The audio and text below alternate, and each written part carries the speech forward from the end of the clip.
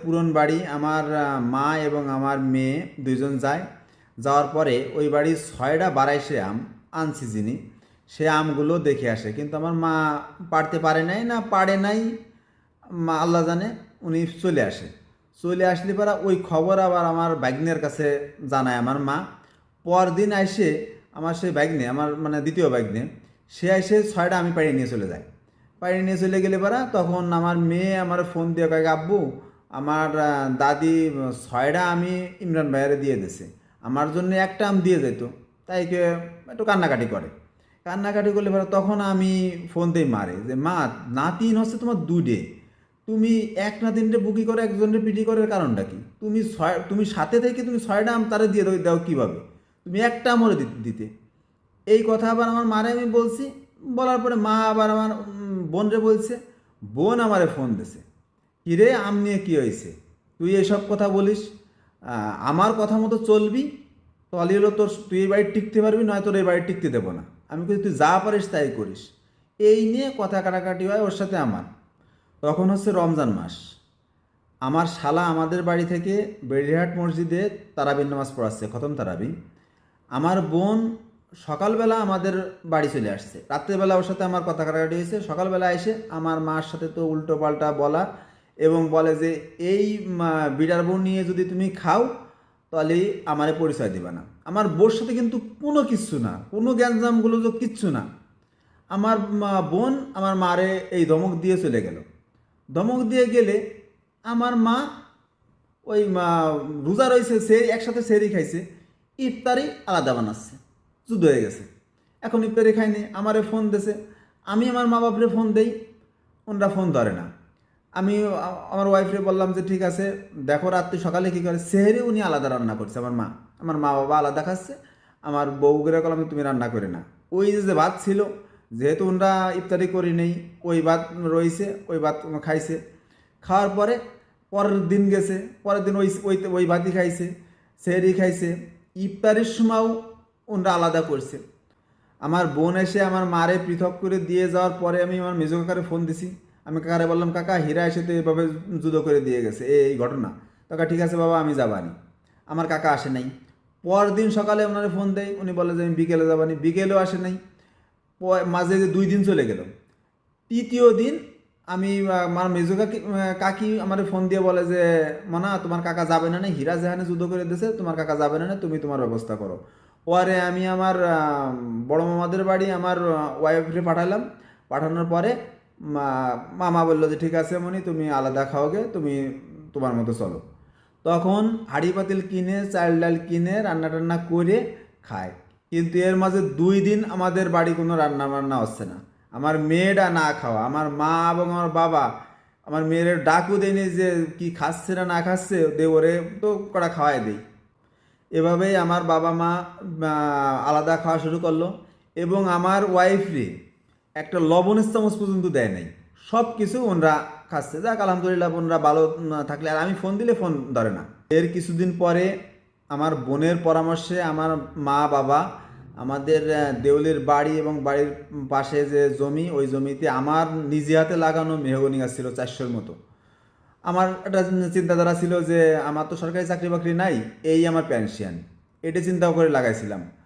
সেই গাছগুলো বিক্রি করে ফেলাইছে এবং আমার জানাইও নেই। বাড়িতে গেলাম, মার জন্য একটা চেন নিয়েছিলাম, একটা কম্বল এবং কসমেটিক টসমেটিক যা আছে সব কিছু দেই। ওনারা সব কিছু ফেরত দেয়, উনি রাখে নাই। আমি আর কিছু মনে করিনি, আমি সে অবস্থায় থুয়ে দিছি, এখনও আমার ঘরে ঠিক সেই অবস্থায় আছে। বাড়ি যাওয়ার পরে আমার বাবাকে বললাম যে আব্বা আপনি এই পৃথক করে দিলেন কারণ কি? আমার বোর কোন অপরাধে আপনি তার জুদো করে দিলেন? আর ওর যদি দোষ থাকে আপনি আমার ফোন দিয়ে জানাতেন, তো ওর বোর এই সমস্যা, আমরা ওর সাথে থাকতে পারবো না। তা আপনি জুদো করে দিলেন, ফোনও ধরেন না। আর আপনি মানে কি দিয়ে জুদো করছেন? মাঝে মাঝে এরকম কথা কাটাকাটি হয়। উনি বলে যে তোরা ভালো খাই গিয়ে বা এটা সেটা, ওই আলঠেলা কথাবার্তা আর কি। এর কিছুদিন পরে আমার মেজো কাকা এবং আমার ছোটো কাকাকে আমার আব্বা ডাকে আনে। ছোটো কাকা আমার কয় কি যে হারুন রাত্রি বাড়িতে থাকিস, সালিশ আছে। তাই আমি বললাম কিসের সালিশ? তা কয় তোর আব্বা আসতে বলছে, তুই বাড়িতে থাকিস। তাই আমি বললাম আপনি আমার আগে জানাবেন না? কয় তোরাই জানাইলাম। তা আমি ওই মুহূর্তে কী করব, আমার বড় মামাকে বললাম, আমার জাস্ত মামা তাকে বললাম। আর পাশে আর একজনকে বললাম, তিনজনরে বললাম। আর মেজো কাকা, ছোটো কাকা আর আমার ছোটো মামারে ডেকে নিয়ে আসে ওনরা। ছোটো কাকার প্রথম কথা, হারুন তুই এই বাড়ি ভাড়া থাকতে পারবি না। তাই আমি বললাম যে আমি কই যাইব, কই যাবি এটা তো আমার দেখার বিষয় না, তুই কোন সময় যাবি সেটা বল। তাই আমি বললাম যে আমি কোহান যাবো কাকা। তা কয় তুই যদি স্বেচ্ছায় না যাস, তোরে এক সপ্তাহের মধ্যে বাড়িতে নামায় দিতে পারবো। ছোটো কাকা সুরে সুরে আমার ছোটো মামা বলে কি, এক সপ্তাহ লাগবে না, 6 ঘন্টার মধ্যে এই বাড়ি ভাইতে ওরা নামায় দেওয়া যাবে। ওদের কথাবার্তায় বুঝতে পারছি ওরা সব কিছু হলো পরিকল্পিতভাবেই ওরা আসছে এবং এখানে কিছু একটা অঘটন ঘটায় ফেলবে না। তখন আমি একটু নরম কেটে কেটে ওদের সাথে তালে তাল মিলিয়ে কথা বলতেছি। আমি সালিশের মধ্যে শুরু থেকে শেষ পর্যন্ত সব কিছু খুলে বললাম এবং কিভাবে জুদো করে দিয়েছে আমার বোন এসে, আমার বোনের সাথে কি হয়েছে এবং আমার বোন এসে জুদো করে দিয়ে গেছে, সব কিছু খুলে বললাম। খুলে টুলে বলার পরে আমার মা বলে কি, এ জমিও আমার নামে, এই বাড়ির জমি, এই জমিও তোর বাপ আমার নামে লিখে দিয়েছে। তখন আমি আমার আব্বারে বললাম, আব্বা আপনি কি এই জমি মার নামে লিখে দিয়েছেন? তারপর কি যে হ লিখে দিছি। আমি কেন লিখে দিলেন? কয়ে দিছি। তাই আমি বললাম যে আপনার বিষয় সম্পত্তি টাকা পয়সা সব কিছু হলো আমার মান নিয়ন্ত্রণে, আমার জমি জমা যা রাখছেন সব হলো আপনি আমার মান নামে রাখছেন। আর শেষ দেউলির জমিটাও মান নামে, কথায় কথায় কিছু বাড়ি ফেরতে নাম। এই মনের দুঃখী হলে এই জায়গা বাড়ি বানাইছি। আর এই জমিটুকু আপনি লিখে দিলেন কারণ কি? তা কয় কি দিছি তাতে কি হয়েছে? তখন আমি বলি কি যে আমি তো বাড়ি থাকবো না, আমি থাকবো বিদেশে, আমার মার নামে যেহেতু আপনি জমি লিখে দিয়েছেন, তাহলে আমি যে ঘরটা দিছি ঘরটা আবার আমার টাকায় দিয়া, তা আমি যে ঘরটা দিছি এই ঘরখানের ভেতর যে জমিটুকু রয়েছে, হ্যাঁ আপনি 2 শতক জায়গা আপনি মারে বলে আমার নামে লিখে দেন। তো কি যে না এটা দেওয়া যাবে না। তখন আমি বলি যে আব্বা তাহলে আপনি আমার নিজের নামে 10 শতক জমি আছে যে বড় মামাদের বাড়ির নিচে মাঠে, ওই 10 শতক জমি আপনার নামে অথবা মার নামে লিখে দিচ্ছি, আপনি আমার মারে কয়ে 2 শতক জমি আমার নামে লিখে দেন। বা কি যে না তাও দেওয়া যাবে না। তাই আমি বললাম যে আপনার এই 2 শতক জমির জন্য আমি 2 লক্ষ টাকা দিচ্ছি, এই সালিশের মধ্যে সবার সামনে আমি বলতেছি, সবাই তো চুপ, সবাই খালি শুনতেইছে। আপনারা আমি 2 লক্ষ টাকা দিচ্ছি, আপনি জমিটা লিখে দেন, 2 শতক জমি আমার নামে লিখে দেন। কয় কি আমি তাও দিতে পারবো না, যা দিছি দিছি। তাই আমি বললাম যে আপনি আমার হক নষ্ট করছেন, আমি আপনার সন্তান, আপনি মরে গেলে আমি এই দাবি ছাড়বো না। কয় তুই যা পারিস তাই করিস। এই কারণে আমার বাবা মারা গেলে পারা আমি জানাজার মধ্যে আমি বলছিলাম যে আমার বাবার পর আমার দাবি আছে। এটা কি আমার অন্যায় হয়েছে নাকি? আমার বাবা আমার সাথে যে অবিচার করছে, আমার হক নষ্ট করছে, আমি জানাজায় বাধা দিছিলাম, জানাজায় লোকজনের কাছে বলছিলাম যে আমার বাবার পর আমার দাবি আছে। আমি জানি যে এর কোনো ফয়সালা হবে না, কিন্তু ওই জানাজায় উপস্থিত যে শত শত বাবা আছে তারা যেন তার সন্তানের সাথে এই অবিচার করার সাহস না পায়, এই দৃষ্টান্ত রাখার জন্যই হলো আমি এই সমাজের ভেতরে আমি আর বাবার প্রতি আমি দাবি স্থাপন করলাম এবং এখন পর্যন্ত আমার দাবি আছে আমার বাবার প্রতি। বাবা মারা যাওয়ার পরে আমাদের যেসব আত্মীয় স্বজন, আমার কাকা কাকি ওরা যারা আছে, ওরা তো আসে আমার বউর পর খুব প্রেশার, খুব প্রেশার। এবং আমার কাকা তো একাই 100। আমার কাকার সাথে আমি জীবনে কোনোদিন, আমার ছোটো কাকা, জীবনে কোনোদিন বেয়াদবি করি নেই। আমার কাকা বলতে পারবে না ওর সাথে আমি কোনোদিন বেয়াদবি করেছি, কিন্তু ও যে আমার পিছনে এত লাগা লাগছে কে, ও বিদেশ যাওয়ার সময় সেই সময় বাজারে আমি 1000 টাকা ওরে আমি হাদিয়া বাবদ আমি বল মানি নিয়ে পৌঁছে দিয়ে আসি। আর সেই সময় 1000 টাকায় প্রায় 1 শতাংশ জমি জমা করা যেত। বিদেশ যাইয়ে তো আমারে কিছু দেয় নাই এবং আমার জন্য একটা ভিসাও ক্যান্সেল আমাকে বিদেশ নেওয়ার জন্য। পরবর্তীতে ওই মাইজাগের কথায় ও আমারে বিদেশও নিল না। চাচা তোমারে বলি, তুমি তো আমারে ভিসা দিলে না, কিন্তু আলহামদুলিল্লাহ আমি কিন্তু বিদেশ আসছি এবং ভালো একটা চাকরি করি, আল্লাহর রহমতে ভালো বেতন পাই। তোমার যদি ভিসা টিসা লাগে আমারে বলো, আমি তোমারে ভিসা দেব। আমার বাবা সারা জীবন ইনকাম করে তোমাদেরকে খাওয়াইছে, আমার বাপের ইনকাম না হইলে তোমরা কয় ভাই ভিক্ষে করে খাইতে। আজ তোমরা প্রতিষ্ঠিত হয়ে তোমরা আমার বাবার উপকারের কিন্তু কৃতজ্ঞতা স্বীকার করো না। 3টে ভাই বিদেশ ছিলে, আমার বাপরে জীবনে কোনোদিন একটা জামাও কিনে দেও নাই। আর তোমাদের কথা কি বলবো, তোমরা ভাই ভাই তো মিলে খাতে পারো না। এক বাইরে তো সম্পদের নিজেরা সম্পদ আত্মসাৎ করার জন্য এক বাইরে দেশ ছাড়া করে মালয়েশিয়া পাঠাতে সে বিয়ে শাদী করে সেই যাচ্ছে, আর 2 ভাই তো কুকুর কামড়াকামড়ি করার তালাই থাও। তোমাদের মধ্যে কিন্তু মানুষত্ব বোধ কিচ্ছু নাই। তোমরা পারো খালি মানুষের মধ্যে অশান্তি সৃষ্টি করে রাখতে, কারোর যে সংসার মিলেমিশে থাকবি সেই জিনিসটা তো তোমরা ভালো চোখে দেখো না। আমার বাবার 4 দিনের মিলাদের সময় আমাদের বাড়িতে টাকা ছিল না। আমার ওয়াইফের কাছে আমার কাকা টাকা চায়, বলছিল যে কাকা এই সামান্য কিছু আছে আপনি নেন। কাকা তো নিলই না, উল্টে আরও উল্টো পাল্টা বললো। আর আমার ছোটো কাকা তো গিরিঙ্গেবাজ, ও তো উল্টো পাল্টা বলতেছে। সব কিছু তো আমি খবর টবর পাই। এর কিছুদিন পরে ছোটো কাকারে আমি ফোন দেই, কাকারে বললাম যে কাকা, আমি তো আপনার সাথে জীবনে কোনোদিন বেয়াদবি করিনি, তা আপনি আমার পিছনে এরকম লাগছেন কেন? সালিশের ভিতরে আপনি যেরকম আমার সাথে ব্যবহার করছিলেন, আমি উত্তর দিলে হলে আপনি আমার গায়ে হাত তোলেন। তা আপনি কি মনে করছেন কাকা, আপনি আমার গায়ে হাত তুললে আমি একবারে ভদ্র হয়ে বসে থাকবো? আমি এত ভদ্র? বাপ মরে গেছে, তুই আমার বাড়িতে উল্টো পাল্টা কথাবার্তা কইস। তো যদি আমি বাড়ি এবার যাই ছুটিতে, আমার বাড়ির সীমানাতে যদি পাও দিতে পারিস, পরে ও আর কিচ্ছু কয় না। এরপরে আমাদের বাড়ির সীমানায় আসে না। মিলাদের পরের দিন আমার বোন আমাদের বাড়িতে আসে। আমার মা তো যাচ্ছে তাই বলে গালাগালি পারে আমার বউরে। আমার বোন আমার বউরে মারতে যায়। আমার মা বলে যে তুই যদি এই বাড়ি থাকিস, মানে উল্টো পাল্টা বিশ্রী বকাঝকা দেয় এবং বলে যে একজনের নাম বলে যে ওই অমুকের খবর দিয়ে দিন ওরা টাইনি বেরিয়ে নিয়ে যাক। তখন এখন আমি দেখলাম পরিস্থিতি খারাপ, ওদের মধ্যে মানুষত্ব বোধ নাই, ও তো অমানুষ। তখন আমি আমার বড় মামার কাছে পাঠাই আমার ওয়াইফে, বললাম যে মামা আমি এখন কী করবো? কয় কি মনি, তোর মার তো কোনো ওদের কোনো মান সম্মানের ভয় নাই, তা তোর বউরে তুই হয়তো না কয় কি আমার নামের জমি বাড়ি ফেরতে নাম, এরকম উল্টো পাল্টা কথাবার্তা। তখন আমি চিন্তা করলাম যে ওদের নিরাপত্তার তো একটা বিষয় আছে। তখন মাল সাবানা সহ আমার বউরে ওর বাবার বাড়ি পাঠাই দিই। এর 1 বছর পরে আমাদের বাড়ির পশ্চিম পাশের জমিটা বিক্রি করবে। আমার বড় মামা ওই জমিটা আমারে রেখে দেয়। আমার বড় মামা আমার জন্য যা করছে এই পৃথিবীতে কেউ, মানে আমার কোনো আত্মীয় স্বজন কেউ এতটুকু করে নাই। আমার চাচারা তো আমার ক্ষতি করতে পারলে জীবনে কোনো দিন উপকার করে নাই। আর আমার ফুফুরা আর অন্যান্য লোকের কথা আর কী বলবো, কিন্তু আমার মামার উপকার আমি চিরদিন মনে রাখবো। আমার মামারে আমার মা, খালা বা অন্য মামারা ওনারা কিন্তু দেখতে পারে না, কিন্তু আমার কাছে উনি মহান। জমি কেনার 1 বছর পরে আমি ছুটিতে বাড়ি যাই। বাড়ি যাওয়ার পরে আমি আমার মার জন্য যা কিছু নেই ওনারে দেই, কিন্তু উনি রাখে না।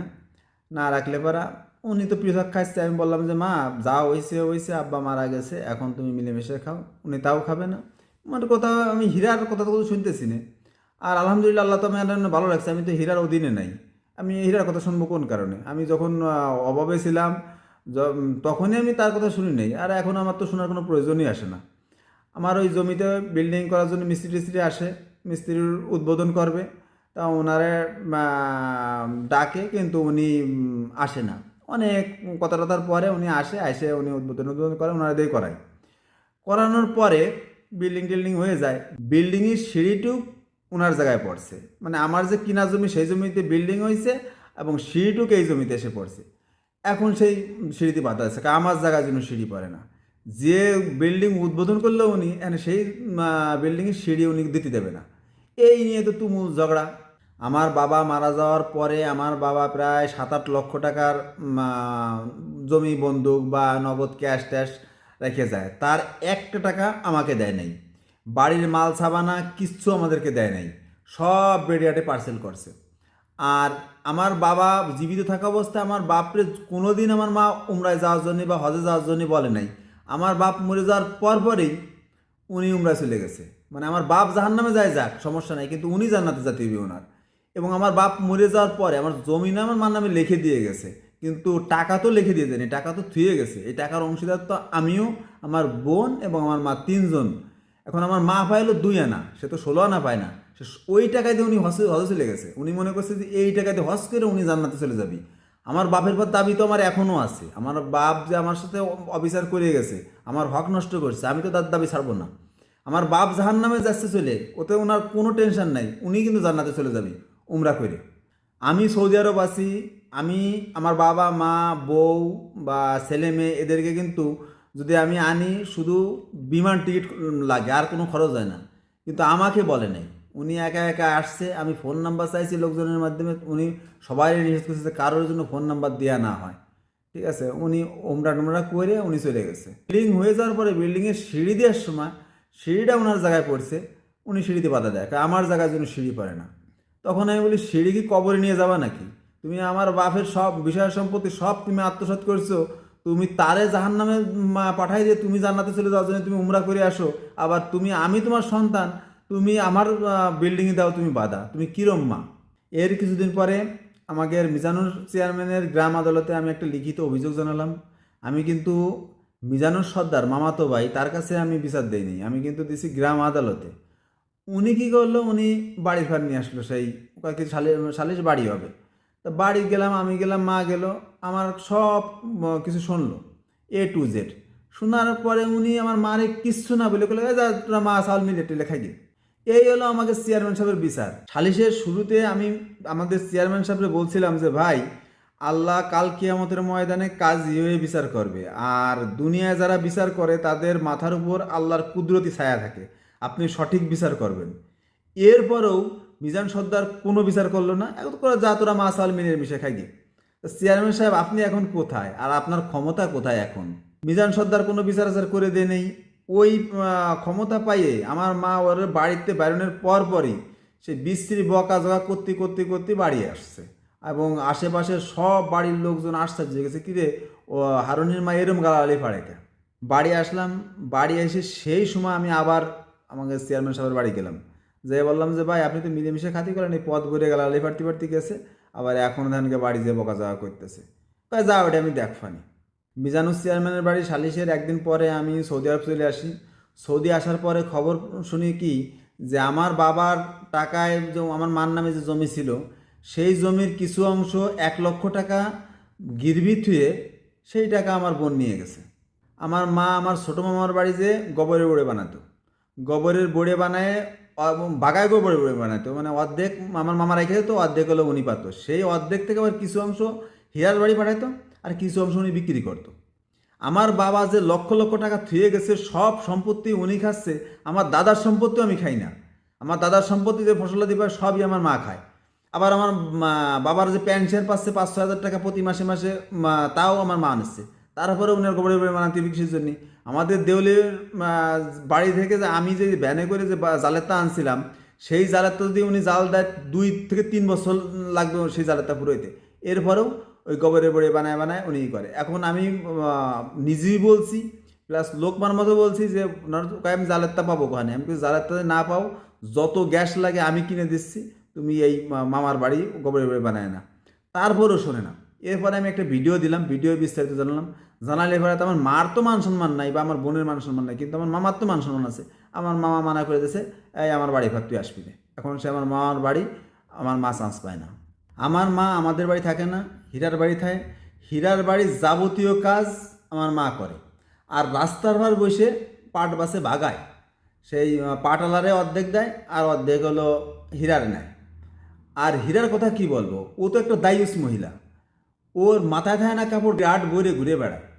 ও তো আস্তে একটা বদমাইশ, ওর মান সম্মান বলতে কিছু আছে, ও একজন স্কুল শিক্ষক, আর তার মারে দে ও পাট বাসায়, রাস্তার ধার বসায়। ওর মা হজ করে আইছে, একজন আজি সাপড়ে দে ও বেপরদায় রাস্তার ধার বসে পাট বাসায়। আমার মারে পুষলায় টাকা পয়সা তো সব কিছু নেছে, মাল সাবানা নেছে, বাড়ির যত মালামাল ছিল ঘরের মধ্যে সব হীরা নিয়ে গেছে। শেষমেশ একটা মাটির কুলা, এই কিছুদিন আগে একটা মাটির কুলা, সেই কুলা পর্যন্ত হীরা নিয়ে গেছে, হীরার বাড়ি নিয়ে গেছে আমার মা। ও একজন স্কুল শিক্ষিকা, ওর নৈতিক চরিত্র যদি এরকমের হয়, তো ওর কাছ থেকে ছাত্রছাত্রীরা কী শিক্ষা হবে?